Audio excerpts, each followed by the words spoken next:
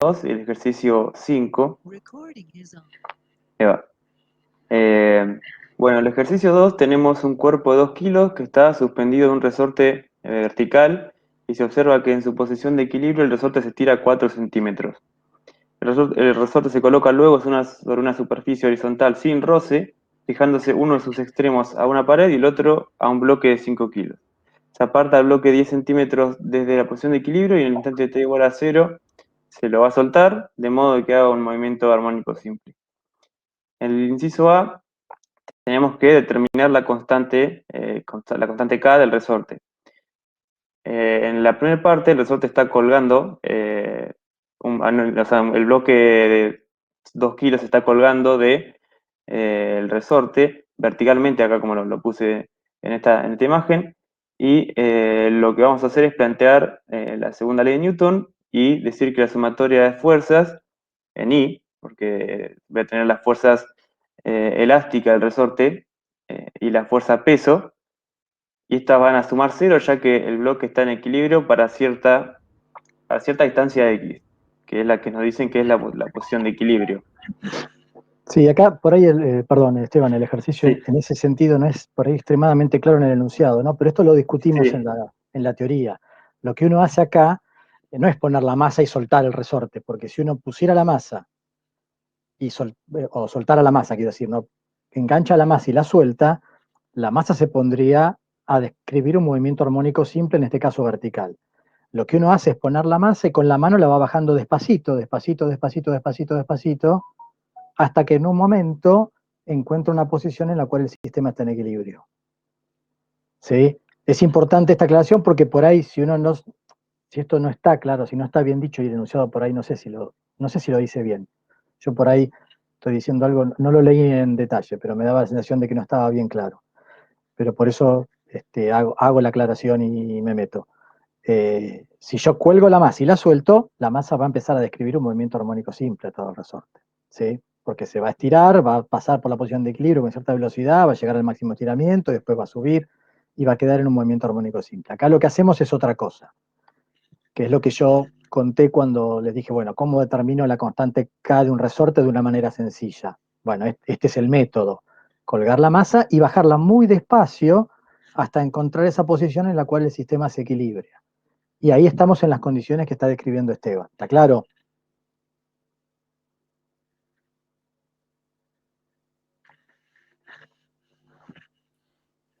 Bueno, Sí, supongo que sí. bien. Cualquier cosa, obviamente, me frenan. Entonces, en el punto en el que está en equilibrio, que como dijo yo, el punto en que yo me doy cuenta que si bajo la masa lo suficiente, si el sistema está en equilibrio, es cuando la posición de equilibrio es, si nos dicen bien, 4 centímetros.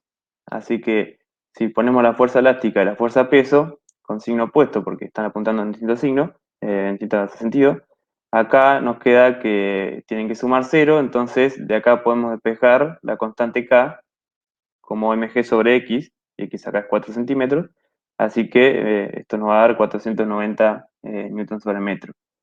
Y las unidades de K está bien porque si yo multiplicase esta K por una distancia en unidades de metro, me daría una fuerza en Newton, que es la fuerza elástica, como que tengo acá arriba, K por X.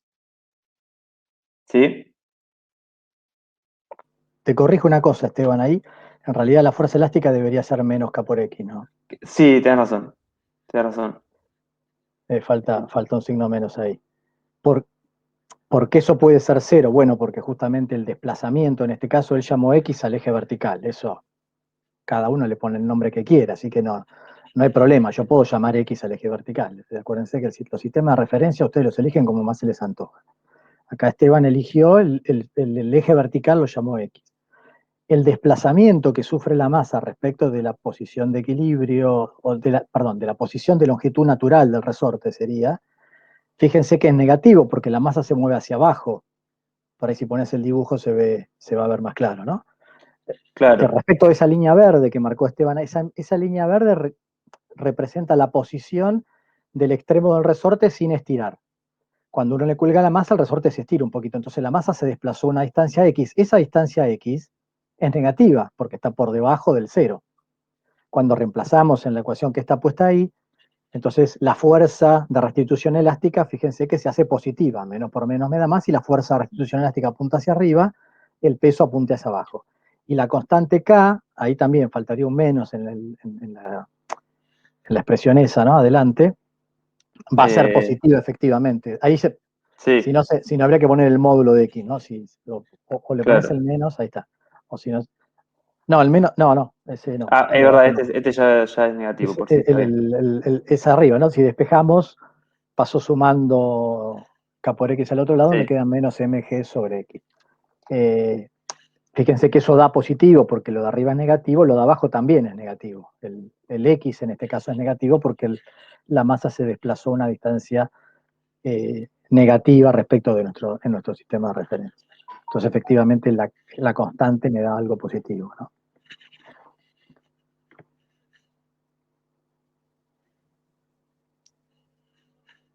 bueno, bien. Entonces, ¿sigo? ¿O tiene alguna pregunta hasta ahora?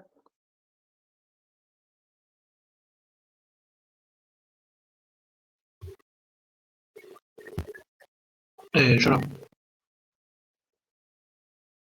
Bueno, en el inciso B nos piden que hallemos el periodo del movimiento oscilatorio del bloque y ya el periodo lo podemos relacionar con la frecuencia angular de movimiento, que es el omega, no es lo mismo que la velocidad angular que hemos visto antes en la parte de movimiento circular, sino que es la frecuencia del movimiento oscilatorio o armónico simple, que si recuerdan también está dado por se puede escribir como la raíz de K sobre M. Esto viene de, si recuerdan, plantear la ecuación diferencial del movimiento y llamar a K sobre M omega cuadrado, y de ahí podemos sacar ya la frecuencia angular y con eso el periodo, porque K ya lo sacamos en el inciso anterior y M es dato también. Así que una vez que sacamos la frecuencia angular, con esta relación entre la frecuencia angular y el periodo del movimiento, ya podemos despejar el periodo.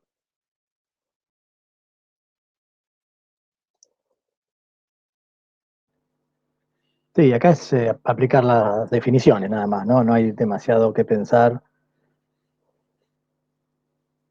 Claro, claro. Una vez que tenemos definida la frecuencia angular, que la definen, como ven, las propiedades físicas del sistema, la frecuencia angular está definida por la constante, el resorte y la masa. O sea, si yo tengo un sistema con una determinada constante, con un resorte y una masa, la frecuencia angular siempre va a ser la misma, no importa cuánto sea la amplitud con la cual yo lo estire. Y el período, por ende, que se define como 2 pi sobre omega, también va a ser siempre el mismo. Acá piensen que pasamos al resorte horizontal, ¿no? Acuérdense que el enunciado lo que decía era que ahora ese mismo resorte que antes colgaba del techo, con esa masa, lo pongo sobre un piso y fijo uno de los extremos del resorte a una pared. Entonces el sistema lo pongo a oscilar en forma horizontal ahora. Entonces estiro un poco el resorte, estiro la masa, eh, desplazo la masa de la posición de equilibrio, suelto el sistema y empieza a describir un movimiento armónico simple bueno, determinar el periodo de la frecuencia angular, en este caso, simplemente aplicar las definiciones. Claro, exactamente. Si no tienen ninguna pregunta de esta parte, entonces sigo. De vuelta, cualquier cosa nos frenan. Pero en el inciso C nos dicen que ya supongamos que la elongación en función del tiempo está dada por esta expresión, x de t igual a coseno de omega t más phi, y nos piden que hallemos la amplitud y la fase inicial del movimiento. O sea, ya nos dicen que la posición va a tener esta expresión, es decir, con esta expresión oscilatoria, que es típica de un movimiento armónico simple, y nos dicen, ¿tenía que algo que decirme, Joe? No, Ok, perdón. ok. Nos dicen entonces que hallemos la amplitud y la fase inicial. Lo que tenemos que tener en cuenta acá es que se aparta el bloque 10 centímetros de la posición de equilibrio y en el instante t igual a 0 lo vamos a soltar. para que haga el movimiento armónico simple, ya cuando está acostado. Entonces soltamos el bloque en t igual a 0, estando en x igual a 10 centímetros. Y esta va a ser la amplitud del movimiento, porque este va a oscilar entre x igual a 10 y x igual a menos 10.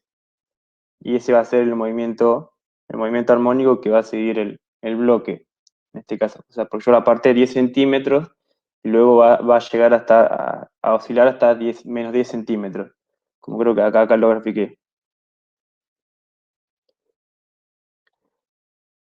Y acá vamos a, bueno, citar el eje de coordenadas en la posición de equilibrio del bloque, y de forma tal que la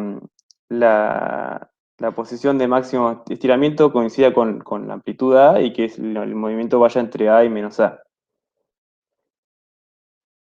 Para sacar bueno, esto es la amplitud, entonces 10 centímetros. Para sacar la fase inicial phi, lo que vamos a hacer es poner en esta expresión t igual a 0, evaluar en el tiempo 0 esta expresión de acá, con la amplitud que ya la sacamos, por las consideraciones físicas del problema. Entonces, x en 0 va a ser simplemente a por el coseno de phi, o 10 centímetros por el coseno de phi, pero yo quiero que en t igual a 0, además, esté en 10 centímetros, porque justamente nos dicen que en t igual a 0 lo voy a querer apartar 10 centímetros, entonces quiero que x valga 10 centímetros. Entonces el coseno de phi me tiene que valer 1, de forma tal que phi tiene que valer 0. Y esta phi siempre va a estar, o sea, esta fase inicial, como bien lo sugiere el nombre, va a estar determinada por las condiciones iniciales del problema. Bueno, la condición inicial acá es que en 0 esté en 10 centímetros, en la amplitud máxima, el bloque.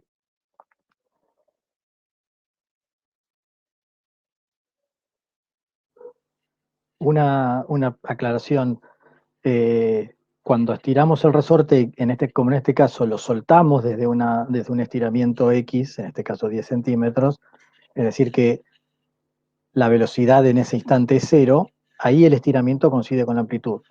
Podría suceder que yo estire el resorte, pero no lo suelte, sino que lo empuje y le imparta a la masa una cierta velocidad inicial.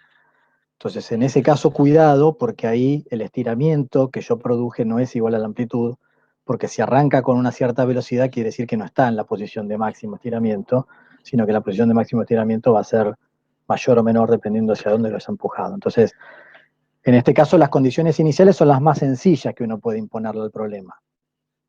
Lo estiro y lo suelto, o sea, velocidad 0 en x igual a x máximo. Entonces, ese x máximo, como dijo ahí Esteban, corresponde a la amplitud. Si la condición de velocidad fuera distinta, o sea, si yo no soltara el sistema, sino que lo empujara para darle una cierta velocidad inicial, bueno, ahí habría que plantear, como el ejercicio que hice yo en la teoría, que no me alcanza por ahí con la condición solamente de posición, sino que además tengo que sumarle la condición de velocidad para poder determinar la amplitud y la fase inicial. Y me queda un sistema de ecuaciones a veces, o tengo que ver, bueno, cuáles son las soluciones posibles y ver cuál es la compatible con esa. Pero siempre, digamos, siempre la amplitud y la fase van a poder despejarse de las condiciones iniciales del problema, de la posición inicial y de la velocidad inicial. En este caso creo que la de la velocidad inicial no está explícitamente puesta, ¿no? Me parece que no la usás después, ¿no? No se usa acá. No. Pero lo teníamos en la cabeza, porque cuando en realidad cuando dijimos que la amplitud era 10, bueno, ahí estábamos usando que la velocidad inicial era 0, de alguna manera, ¿sí? Para poder asegurar que esa era la amplitud. Si la velocidad inicial no hubiera sido 0, bueno, ya ahí tendría que haber planteado las dos condiciones, tanto la de la velocidad como la de la posición. Entonces, si bien explícitamente no está escrita, la usamos en su momento para poder asegurar que esa posición desde la cual yo suelto el sistema, suelto la masa, es la amplitud.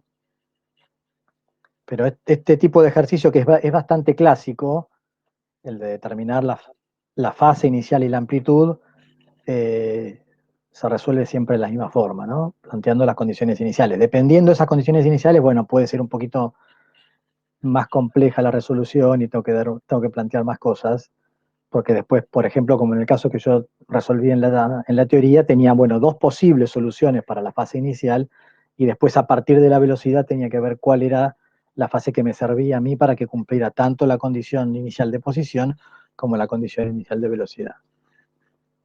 Pero son todos iguales los problemas, o sea, no hay mucha vuelta acá. Planteo posición inicial, velocidad inicial, y a partir de eso determino fase y amplitud.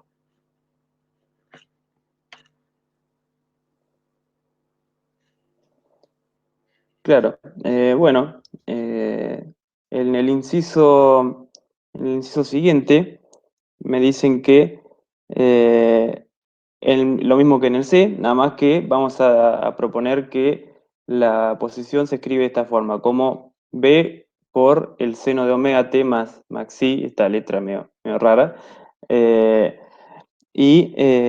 Vamos a pensar lo mismo, de vuelta podemos olvidarnos de lo que dijimos de x como el coseno, y vamos a pensar, bueno, también en t igual a 0 lo vamos a soltar al bloque, y va a estar en 10 centímetros, así que B va a tener que valer 10 centímetros, porque de una forma u otra es la amplitud del movimiento, independientemente de que yo elija el seno o el coseno para describir la posición. Entonces, esto va a ser 10 centímetros por el seno de omega t más i. Nuevamente, la fase xi la vamos a sacar como hicimos en el anterior, poniendo t igual a 0, evaluando x de t en t igual a 0, y pidiéndole que sea igual a 10 centímetros, por lo que ya dijimos, ¿no? De que en t igual a 0 está en x igual a 10 centímetros. Entonces, acá nos va a quedar que 10 centímetros por el seno de xi tiene que valer 10, así que el seno de xi tiene que valer 1. Y en ese caso, lo que nos dice es que psi tiene que ser pi sobre 2. Bastante parecido al inciso anterior, nada más que acá tenemos otra fase inicial, porque usamos el seno en vez del coseno.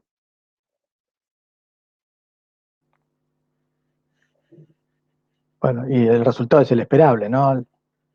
Seno y coseno son dos funciones son funciones trigonométricas que están desfasadas una de otra, una respecto de la otra, pi sobre 2. Entonces, si yo cambio la función trigonométrica que uso para describir el movimiento, para obtener el mismo resultado, tengo que desfasar la función seno pi sobre 2. Tengo que correrla, digamos, es como que tengo que correr el seno pi sobre 2 para atrás. Entonces, eso equivale a una fase positiva de pi sobre 2. ¿Está bien? Si hacen los dibujitos de seno y coseno, fíjense, ¿no? Como si yo corro el seno pi sobre 2 para atrás, tengo el coseno. Supongo que eso de trigonometría ya lo deben saber, pero bueno, esas son las cosas que acá tenemos que reflotar, de todo eso que aprendieron en análisis o en álgebra, no sé dónde lo habrán visto. Bueno, acá esas cosas nos sirven para poder entender estos resultados y ver que efectivamente estamos llegando a algo que tiene sentido. Claro, lo que también nos dice, lo que dice Joe también se muestra en que es equivalente usar el seno y el coseno para escribir la posición del oscilador armónico. Lo único que vamos a cambiar es la fase, nomás. Va a ser el mismo movimiento, pero va a tener una diferencia en la fase, digamos. El inciso E nos dice que hay que calcular la posición del bloque para ciertos tiempos, que adrede son múltiplos del periodo. O sea, ya vamos a usar la expresión del coseno anterior, aunque sí, podríamos usar la del seno total, es lo mismo. Es lo mismo escribir el coseno de omega t que el seno de omega t más pi sobre 2. O sea, yo podría, no sé, evaluar t en, por ejemplo, igual al periodo que sacamos si era 0,635 segundos y meterlo acá y listo. Pero si expresamos a la frecuencia como 2pi sobre el periodo, porque o sea, esta es la relación entre ellas dos, ya lo hemos visto en el inciso B, esta expresión me va a quedar más linda todavía para evaluar t en ciertos múltiplos del periodo. Porque si yo voy, por ejemplo, me dicen que lo evalúe en t igual al periodo, yo voy a poner t igual a t acá, a t grande, y me va a quedar el coseno de 2pi, que me va a valer 1, por ejemplo. Y luego, en t sobre 2 me va a valer pi. Y acá me va a quedar con un signo negativo. ¿Querías hacer un comentario, Joe? No. Ah, no, yo por ahí escucho un ruido como que está prendiendo el micrófono ahí ya lo espero, pero cualquier cosa interrumpime. Eh, lo cual, bueno, esto tiene sentido, ¿no? Porque si pongo t igual al periodo, quiere decir que ya realicé un periodo el movimiento, el bloque, así que ya volvió a la posición en donde arrancó, en 10 centímetros. Recuerden que en t igual a 0 estaba en 10 centímetros. Entonces t igual a t tiene sentido de que vaya a volver a estar en 10 centímetros. Y en la mitad del periodo, por ejemplo, es la mitad, justo la mitad del movimiento, ¿no? Porque voy a llegar a estar en el momento en que el bloque esté en menos 10 centímetros, es decir, en esta parte de acá. Porque yo arranqué desde A y en un periodo vuelvo a estar en A y en medio periodo voy a estar en menos A. Por eso es que en esta expresión de acá, si reemplazo en t me va a dar 10, si reemplazo en t sobre 2 me va a dar menos 10, por ejemplo. En los otros casos, en t igual a t sobre 4, no lo escribí acá, pero si ponemos t igual a t sobre 4, me va a quedar el coseno de pi sobre 2, que va a ser 0. Entonces eso quiere decir que en un cuarto del periodo voy a estar en x igual a 0. Está bien, es el punto de máxima velocidad y de posición 0, es decir, acá, porque yo arranqué en A y en medio periodo estaba en menos A. Pero bueno, en un cuarto del periodo voy a estar en x igual a 0. Y en t igual a el periodo sobre 8, esto me va a quedar el coseno de pi sobre 4, que si recuerdo bien es raíz de 2 sobre 2. Así que me va a quedar 10 por raíz 2 sobre 2. Va a ser algún valor cerca de, o sea, entre 0 y 10 centímetros. O sea, en esta parte de acá, en esta región de x positivo, antes de llegar al punto de máxima velocidad de posición 0.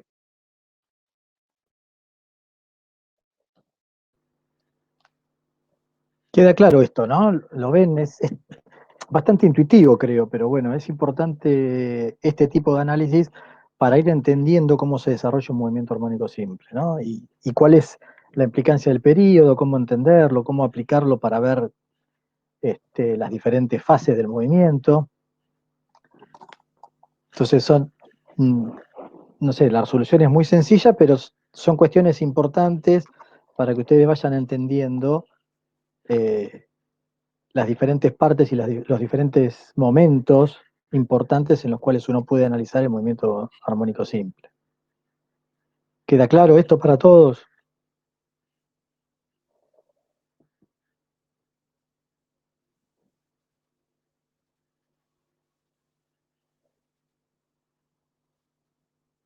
Parece que no, si no dirían que sí.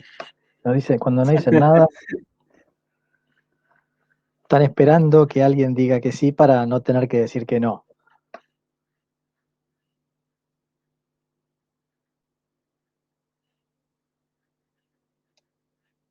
Si no se animan a hablar, escriban en el chat. Ahí piden si lo puedes repetir. Así que bueno, tenemos a alguien que es importante. Si no queda claro, no tengan miedo de pedir que repitamos algo, que volvamos a explicar, o hagan una pregunta específica si es que hay algo en particular que quieren preguntar. Pues si nosotros seguimos y se van a quedar ahí trabados en algo que no entendieron. ¿Qué parte querías que repita, Lucía?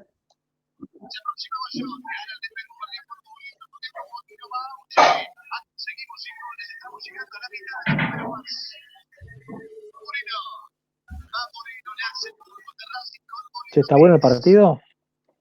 Sí, Hay alguien que está mirando el fútbol, me parece. sí. Está más divertido el fútbol que la Sonaba que era explicación. un partido de River, me parece. ¿Lo decías la parte esta que expliqué yo o lo que dijo, el comentario que hizo yo, Lucía? No, yo lo único que hice fue simplemente decir que esto que estuvo contando recién, este último análisis que hizo recién Esteban, es importante para entender cómo se desarrolla el movimiento. Fíjense que acá los tiempos en los cuales pide el problema que ustedes analicen la posición son todos múltiplos o fracciones del periodo. Entonces, un periodo, ¿a qué equivalen? Por eso tenemos que nos sirve como para ir entendiendo estos conceptos, ¿no? ¿Qué es un periodo? Bueno, es el tiempo que le lleva al movimiento armónico simple en desarrollar una oscilación completa, ¿no? Entonces es moverse desde una posición, realizar todo el movimiento y volver a pasar por la misma posición con la misma velocidad. Eso es el periodo, es el tiempo que le lleva al movimiento armónico simple en volver a encontrarse en la misma posición con la misma velocidad. Entonces, a partir de eso, bueno, analizar la posición para x igual a un periodo, para x igual a un periodo sobre 2, bueno, una vez que uno entiende, puede hasta hacerlo sin hacer las cuentas. Haciendo las cuentas, uno va a encontrar seguramente la solución de manera bastante sencilla porque se valora una función trigonométrica en un instante de tiempo determinado. Pero si lo entendemos, si entendemos bien cómo se desarrolla el movimiento y en qué consiste la definición de periodo, bueno, si a mí me preguntan, ¿dónde va a estar a un periodo, a x igual a un periodo, perdón, a t igual a un periodo, que es la primera pregunta? Y decir, bueno, ¿en dónde estaba t igual a 0? Porque en t igual a un periodo tendrá que estar en la misma posición que estaba en t igual a 0. Porque si pasó un periodo está en la misma posición. Y es más, tiene la misma velocidad. ¿Qué pasa en un periodo sobre 2? Bueno, en un periodo sobre 2 desarrolló la mitad de movimiento. Entonces, si el movimiento arrancó en el máximo estiramiento, en un periodo sobre 2 tendrá que estar en la máxima compresión. O sea que x debería ser igual a menos 10 centímetros. Que efectivamente es el resultado que encontró ahí Esteban. Entonces lo que digo es, más allá de hacer la cuenta y encontrar el resultado, traten de entender qué significa ese resultado, porque de esa manera van a empezar a entender un poco más lo que estamos analizando. ¿Qué pasa en un cuarto de periodo? En t sobre 4. Y bueno, t sobre 4 es la mitad de t sobre 2, o sea, si en t sobre 2 fue de máximo estiramiento a máxima compresión, en la mitad tiene que estar justo en la posición del medio, es decir, en la posición de equilibrio del sistema. Entonces, de esa manera, si yo les preguntara, ¿qué pasa en 3t sobre 4? ¿Dónde está en 3t sobre 4? Sin hacer la cuenta, yo digo, bueno, 3 sobre 4, ¿por qué me pone una fracción tan complicada? Pero bueno, si lo pienso un poquito, son 3/4 del periodo. Entonces, si yo al movimiento lo divido, tengo en la primera mitad llega hasta la máxima compresión. Quiere decir que en un cuarto llegó, cada cuarto de movimiento en tiempo equivale a moverse desde A o menos A hasta el 0. Y si yo tomo 3 de esos intervalos, quiere decir que estoy volviendo de la máxima compresión, pasando otra vez por la posición de equilibrio. O sea que en 3t sobre 4 debería darme x igual a 0, porque vuelvo a estar en la posición de equilibrio, moviéndome ahora con velocidad positiva hacia el máximo estiramiento. Entonces, estas cosas que yo cuento así en el aire, que por ahí la primera vez cuestan ver, son extremadamente triviales una vez que uno entiende el concepto del movimiento armónico simple asociado con las definiciones de cantidades que me determinan ese movimiento, como en particular la que estamos analizando ahora, que es el periodo. Por eso digo, este análisis que hizo Esteban es muy sencillo de hacer, es simplemente evaluar una función trigonométrica en un determinado instante de tiempo, que justo aparte está puesto en función del periodo. Entonces, si escriben la frecuencia angular como le escribió Esteban ahí, en función del periodo, todavía las cuentas son más fáciles porque simplificamos. Pero es hacer la cuenta y encontrar un resultado. Pero mi interés es ir un poquito más allá y aprovechar este tipo de ejercicios para que ustedes vayan entendiendo un poco cuál es lo que está atrás de todo este movimiento y cómo poder entenderlo sin hacer la cuenta, que eso es lo más importante. Cuando uno puede entenderlo esto y lo puede resolver sin hacer la cuenta, bueno, quiere decir que realmente ahí entendió el tema. ¿Está bien? Entonces la primera vez seguramente uno tiene que hacer la cuenta, pues no se da. Por ahí me dicen el periodo sobre 2 y no sé, o el periodo sobre 4. No tengo idea dónde va a estar. Pero una vez que uno lo hace, lo analiza y ve cuáles son los resultados, Bueno, por ahí termina de entender qué es lo que está pasando, y ya la segunda vez que tengo que hacerlo me puedo dar cuenta del resultado sin hacer la cuenta. Entonces es importante analizar este tipo de cosas, tanto desde el resultado, pero después un poco más para entender la física de lo que está pasando, ¿no?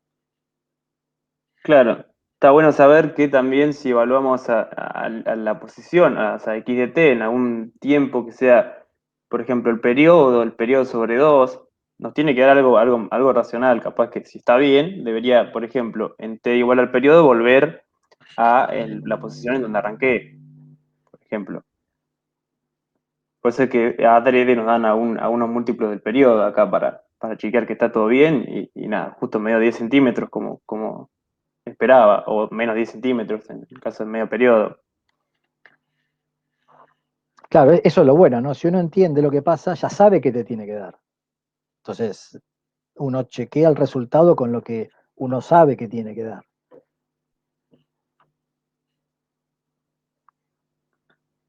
¿Queda claro?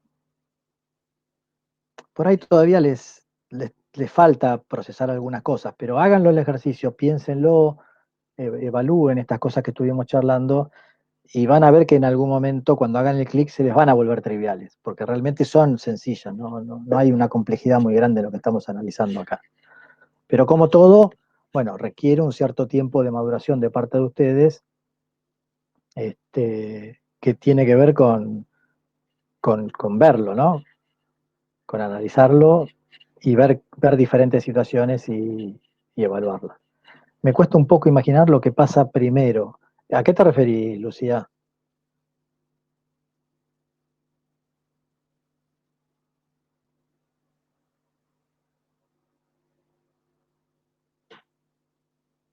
No sé, ¿a qué llamás lo que pasa primero? Que no sé si termino de darme O cuenta sea, qué me decís querés decir. cuando arranca el problema.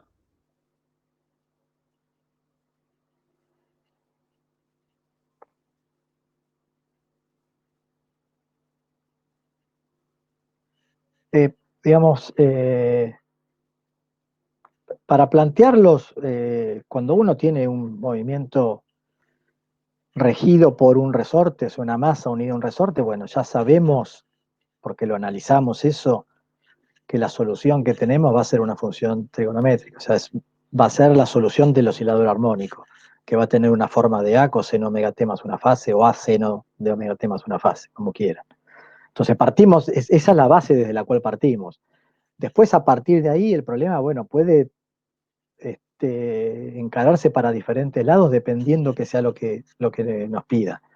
Pero lo fundamental que tenemos que tener nosotros presentes es que la posición de la partícula en función del tiempo va a estar dada por esa expresión que está ahí en la pantalla. Su velocidad va a estar dada por la derivada de esa expresión respecto del tiempo. Entonces va a ser menos omega por A por el seno de omega t más la fase. Y la aceleración será la derivada segunda. Menos omega cuadrado por A por el seno de omega t más phi. Entonces, eso es lo que tenemos que de partida. Después, a partir de ahí, bueno, el problema podrá ir derivando en diferentes cosas y preguntarme qué velocidad tiene en tal instante, dónde está la partícula en tal instante, cuál es el periodo. Bueno, ahí tendremos que ir viendo cómo se relacionan las diferentes cantidades para poder calcular qué es lo que... Pero lo fundamental que ustedes tienen que tener en la cabeza es eso. Una masa unida a un resorte o un péndulo con un desplazamiento chiquito, como hay un ejercicio más adelante, que, bueno, son situaciones en las cuales la solución es la solución del oscilador armónico, porque cuando yo planteo la ley de Newton para ese problema, llego a una ecuación diferencial que se conoce como la ecuación del oscilador armónico, cuya solución ya conocemos, es una ecuación diferencial que tiene como solución una función trigonométrica. La general, que me permite plantear todas las soluciones posibles, todas las situaciones posibles, dependiendo de las condiciones iniciales, es esa que está escrita ahí, x de t igual a coseno omega t más phi. ¿Cuánto vale A? ¿Cuánto vale phi? Bueno, eso sale de las condiciones iniciales. Entonces eso es lo otro que tengo que saber. Yo ahora, para escribir la ecuación particular del movimiento que estoy analizando, tengo que decir cuánto vale A y cuánto vale phi. Eso va a salir de las condiciones iniciales. Cuánto vale la posición a t igual a 0 y cuánto vale la velocidad t igual a 0. ¿Cuánto vale omega? Omega está definido a partir de las propiedades físicas del problema, es decir, qué resorte tengo, cuál es su constante y qué masa tengo unida a ese resorte, cuánto vale m. Y eso me va a determinar el periodo y la frecuencia del movimiento. Entonces, si yo tengo claro eso en la cabeza, a partir de ahí sale todo. A partir de eso sale todo. Lo que pasa que, bueno, cada problema es diferente y hay que plantearlo en función de qué es lo que conozco del problema y cuáles son las incógnitas. Por eso acá estamos tratando de hacer diferentes problemas para que ustedes vean, bueno, cómo tengo que encararlo si lo que me pide es escribir la ecuación general y determinar las condiciones iniciales, cómo encararlo si lo que tengo que hacer es determinar el periodo o la frecuencia o lo que sea. No, cada ejercicio después tiene sus particularidades. Pero lo que ustedes tienen que tener presente es eso. A partir de ahí, todo se puede resolver.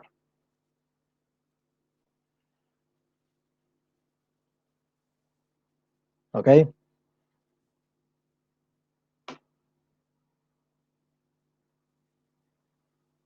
Ahí Esteban les puso un lindo resumen de lo que hay que tener en la cabeza, de todo lo que dije yo, ahí está más resumido y más claro. Lo dije medio en el aire, bueno, ahí Esteban nos ayuda con la tablet esta que tiene y va haciendo las cosas online.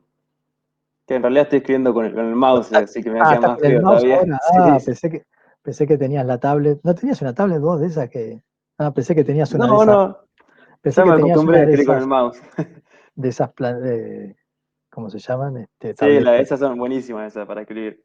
No podés ver pantalla, me dice, claro, Luciano puede ver la pantalla, qué bueno. Ah, Bueno, la estamos grabando la clase, así que después, yo a la tarde probablemente la suba a internet y les pongo el link, así que bueno, por ahí si te quedan algunas cosas pendientes, trata de verla, a ver si, porque sí, la verdad que escucharnos a nosotros ya para empezar es un plomazo, y encima de no poder verlo, no debe ser fácil, te compadezco. de última, si te parece a vos también, yo puedo subirlo resuelto también a este ejercicio. Sí, si así Sí, también te sirve. si podés subir la resolución, porque a ellos les ayuda tenerla, sí, dicen Eh, ahí en mayúsculas, a los gritos, eh, pero, porque aparte eso, yo tengo que bajar el video, procesarlo, subirlo a YouTube, entonces me lleva un rato, o sea, hasta la tarde ok. probablemente no esté. Pero si tenés el ejercicio, ya se lo puedes subir en un rato y Sí, así lo puedes lo tengo en PDF o también lo puedo ver. exportar esta imagen, ¿no? Bueno, Del whiteboard. sí, Creo que va a ser más claro si lo pongo en el PDF, pero no tengo problema en subir sí, las sí, dos. sí, por ahí si tenés el PDF que está prolijito, subilo y ahí tienen como para seguirlo. Ok.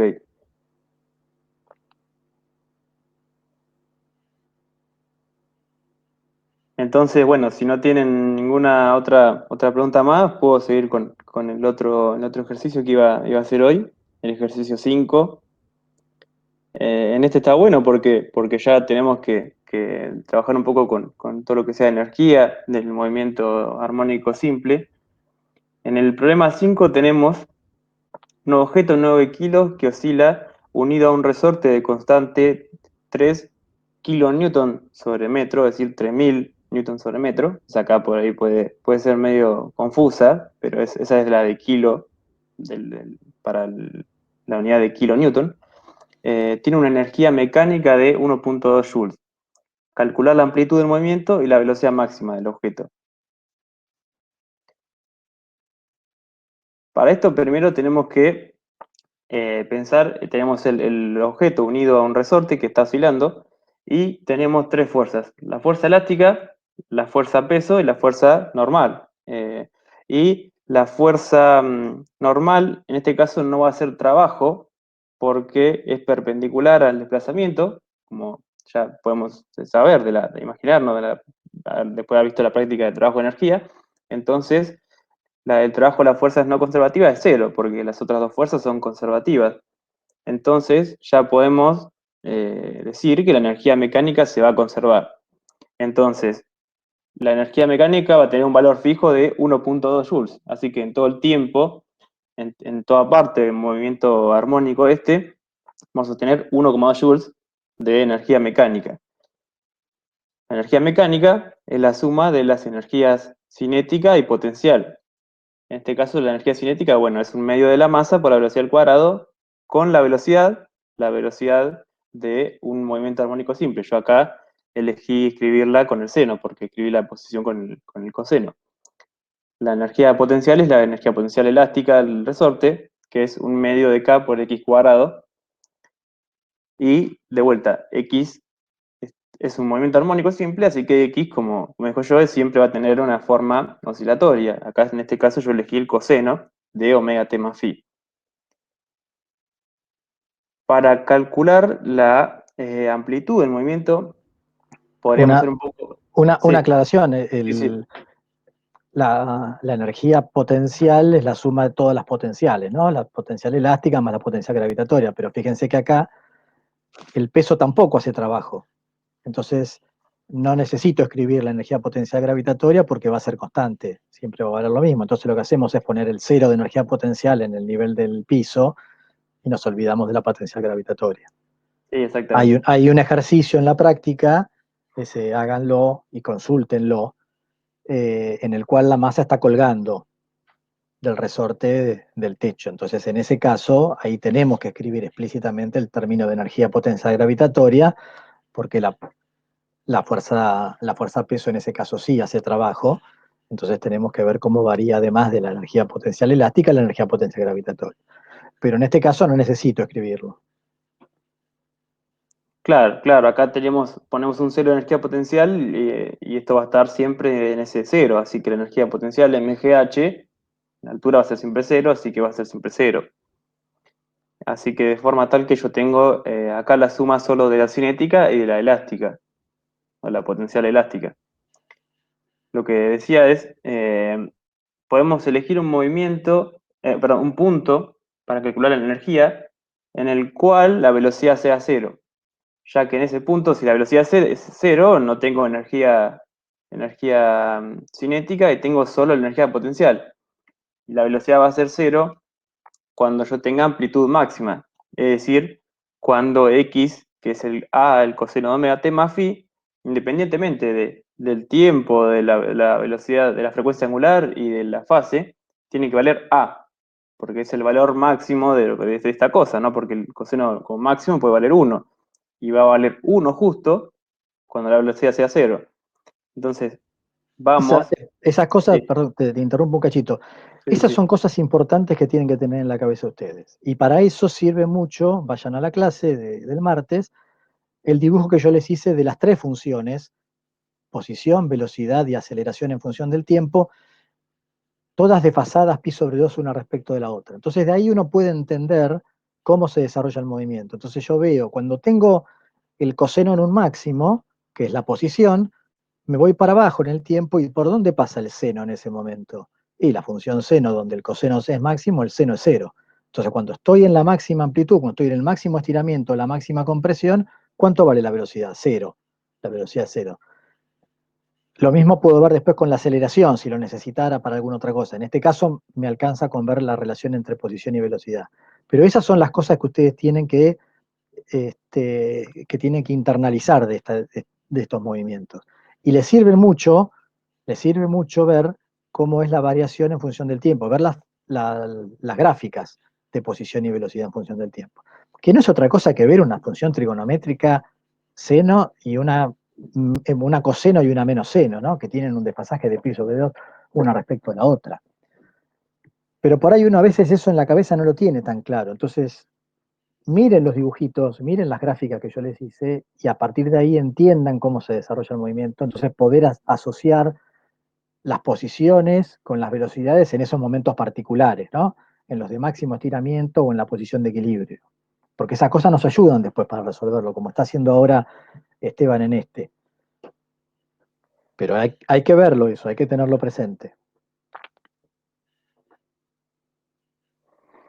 Claro, como dice yo, lo que nos dice trigonométricamente el problema, también lo podemos ver físicamente. Eso está bueno este problema porque podemos verlo desde el lado desde el coseno del seno y de cuánto tienen que valer dos funciones que, bueno, están desfasadas en pi sobre 2, o cómo pasa lo que pasa físicamente.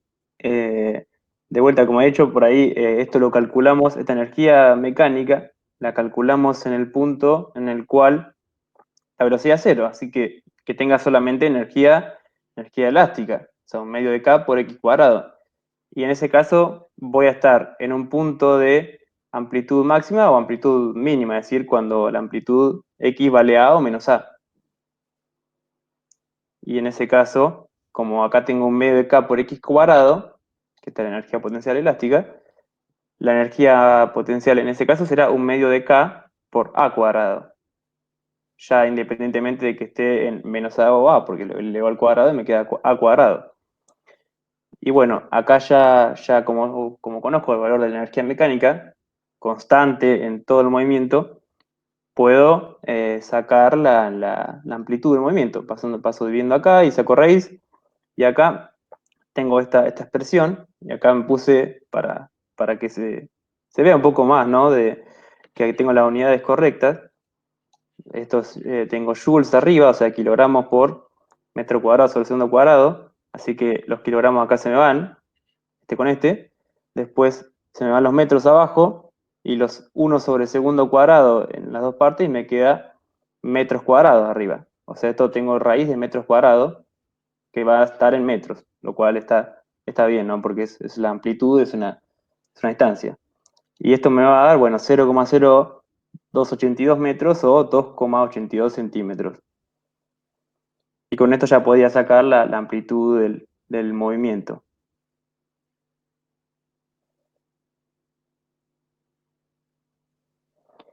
Para la Fíjense, otra parte, sí. esto siempre, ¿no? Las unidades, a veces son un lío, ¿no? Cuando tenemos todo eso, pero terminan siendo un aliado de ustedes, porque les ayuda a darse cuenta si lo que están haciendo va bien o va mal. Si a mí las unidades no me dan, y bueno, en algún lado le pifié en algo. Pues las unidades tienen que ser las unidades de lo que estamos calculando. Estoy calculando una amplitud, tiene que tener unidades de longitud en el sistema que esté. Si me da que A tiene unidades de metros sobre segundo, bueno, a algún lugar le pifié en algo. Entonces ahí revisamos. Pero las unidades son una forma de verificar a veces que estamos haciendo las cosas bien. Entonces úsenlo, además de ponerlas, que son fundamentales, ¿no? Cuando estamos expresando una cantidad física, tengo que expresarla con las unidades correspondientes, pero además de eso, también úsenlas como una verificación de que están haciendo las cosas bien. Claro, sí, esto totalmente, o sea, esto es opcional, esto que hice acá, ¿no? Pero, por ejemplo, acá porque también lo dije muy rápido, capaz, me olío, ¿no? Porque yo tengo K y pasé dividiendo, tengo joules acá y pasé dividiendo K y tomé raíz. K tiene unidades de Newton sobre metro y la energía tiene unidades de joules. Si no recuerdan bien cómo, o sea, joule, newton, kilogramos, metros, recuerden que las unidades de energía son unidades de masa por velocidad al cuadrado, como lo tengo acá arriba. O sea, kilogramos por metro cuadrado sobre segundo cuadrado. Y abajo, K tiene unidades de newton sobre metro, como había dicho antes. ¿Y el newton qué es? O sea, kilogramos, newton. Bueno, el newton es masa por aceleración, o sea, es kilogramos por metro sobre segundo cuadrado. Y al dividir por metro es kilogramos sobre segundo cuadrado. Pero bueno, esto por ahí era bastante opcional, nomás por si están con ganas de chequear que todo esto, sus unidades le dé bien, como dice yo, son amigas nuestras, y esto debería tener unidades de metro para que esté bien. Y bueno, como me dieron, es bastante probable de que esté bien.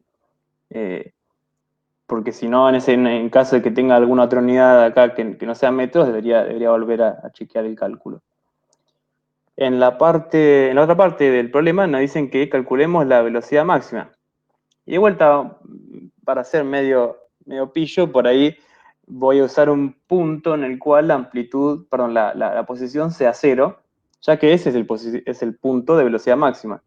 Lo cual simplemente me dice, bueno, acá donde tenés la energía mecánica, bueno, energía cinética es la energía cinética con la velocidad máxima, o sea, un medio de la masa por la velocidad máxima al cuadrado.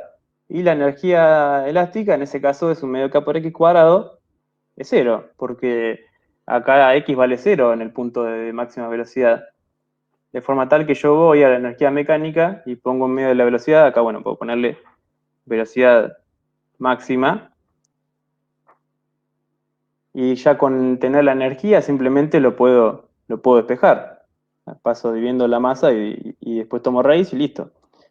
Y acá de vuelta lo mismo, y un poco lo mismo que decía antes, ¿no? De que tengo joules arriba, kilo, y si simplifico el kilo, me queda metros cuadrados sobre el segundo cuadrado, que al tomar raíz me queda metros sobre el segundo. 0,516 metros sobre el segundo. Pero de vuelta este problema se hizo bastante sencillo debido a que ya sé que la energía mecánica se conserva y evaluando en distintos puntos del movimiento ya sé que en alguno la velocidad va a ser 0 y en alguno la posición va a ser 0. Así que en términos de esos trucos, el problema era medio ver justo en qué punto relacionar la energía mecánica con eso. Sí, acuérdense también, ahí yo en la clase les hice el dibujito, ¿no? De cómo varían la energía potencial y la energía cinética. Como tenemos un sistema, ya eso lo sabíamos de antes, de la clase del tema pasado. Tenemos un sistema aislado, si miramos al sistema resorte tierra-masa, tenemos un sistema aislado, donde las únicas fuerzas que hacen trabajo son conservativas, por lo tanto la energía mecánica tiene que ser constante. O sea que la energía mecánica vale siempre lo mismo. ¿Qué es lo que pasa con el sistema? Bueno, hay un intercambio constante de energía. Como cuando yo suelto una masa de una determinada altura y esa masa empieza a adquirir energía cinética a costa de transformar parte de la energía potencial gravitatoria que tenía, en este caso el sistema va adquiriendo energía cinética a costa de la energía potencial elástica, y después, a diferencia de lo que pasa con un sistema masa-tierra que cae y que simplemente transforma energía potencial elástica en potencial gravitatoria en cinética, en este caso ese intercambio se da constantemente. Y si yo estuviera en un caso ideal, la masa estaría oscilando indefinidamente entre esa máxima extensión o máximo estiramiento del resorte y máxima compresión del resorte, llegando a la máxima, pasando por la máxima velocidad en el punto de equilibrio, ¿no? Entonces esa curva que yo les mostré de cómo varía la energía potencial y la energía cinética en función de la posición, en el tiempo eso se extendería indefinidamente. O sea, como el resorte va y viene, eso pasa indefinidamente en el tiempo. Pero la suma me va a dar siempre lo mismo. La energía del sistema es siempre la energía mecánica inicial que me planteó el problema, que tenía en este caso, no sé, tenía un valor numérico de tanto. Bueno, siempre va a valer eso la energía mecánica. Repartida entre cinética y potencial elástica dependiendo de dónde esté parado. Pero la suma me va a dar lo mismo porque el sistema es un sistema aislado donde las únicas fuerzas que hacen trabajo son conservativas. Y esas son las condiciones que a mí me pide el teorema de conservación de energía mecánica. Sistema aislado donde las fuerzas que hagan trabajo sean conservativas. ¿Sí? Entonces eso es lo importante. Fíjense que en este caso, Esteban calculó la amplitud, la velocidad máxima. ¿Qué pasa si me pidieran cuánto vale la frecuencia angular del resorte? Yo pienso en la frecuencia angular, diría, bueno, la podría conocer si tuviera, depende de las constantes, sabemos que depende de las constantes físicas. O sea, si yo tuviera K y yo tuviera M, o sea, la constante de resorte y la masa es la raíz de K sobre M, ¿no? O sea, así se define. Esa es la definición. Bueno, pero no tengo ni K ni M, ¿no? En este caso, en principio. No sé si o si te lo daba, Sí, te daba algo. te lo dan a las dos cosas, sí. Ah, en este caso te dan las dos. Bueno, no, está bien. No, yo quería hacer otra cuenta, pero bueno, si no tuviéramos K y M, ¿cómo podría determinarlo? A partir de conocer ya la amplitud en ese caso. Fíjense que cuánto vale la velocidad máxima. ¿Cómo puedo relacionar la velocidad máxima con la expresión de velocidad en función del tiempo que está escrita ahí? Es la amplitud de velocidad, la velocidad máxima, ¿no? La amplitud de esa expresión que está ahí, porque el seno varía entre 1 y -1. O sea que la velocidad máxima va a estar dada por el coeficiente ese que está multiplicando al seno, a la función seno. Cuando vale 1, O cuando vale -1, la velocidad será máxima en el sentido positivo de las X, cuando el seno vale 1, la velocidad será máxima en el sentido negativo.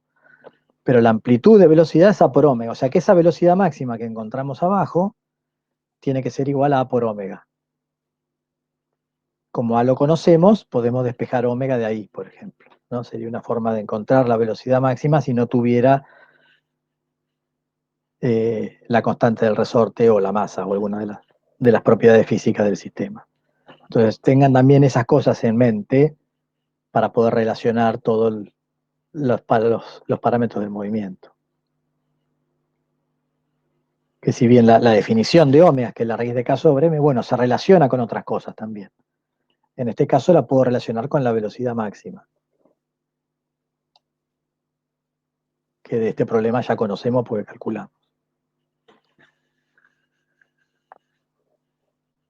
Claro, hasta de hecho podría haber de entrada, haber dicho, bueno, la velocidad máxima es A por omega, A por raíz de K sobre M, y ya calculé A y tengo K y tengo M, así que podría haber hecho también esa consideración. Claro, podríamos hecho el camino inverso, es cierto. En este caso por ahí era que venía la cosa, ¿no? Una Claro, forma alternativa de calcular la velocidad máxima. Esta es un poco más rica para el análisis porque nos permite pensar en las energías y qué es lo que pasa con cada uno de los términos de la energía mecánica, pero es cierto que podríamos haberlo resuelto de una manera por ahí más directa, ¿no? Si claro. teníamos K y teníamos M, calculábamos omega, raíz de K sobre M, multiplico por A, que lo calculamos en la parte anterior, y ya está, tengo la velocidad máxima, ¿no? Entonces hay diferentes caminos por ahí para llegar al resultado.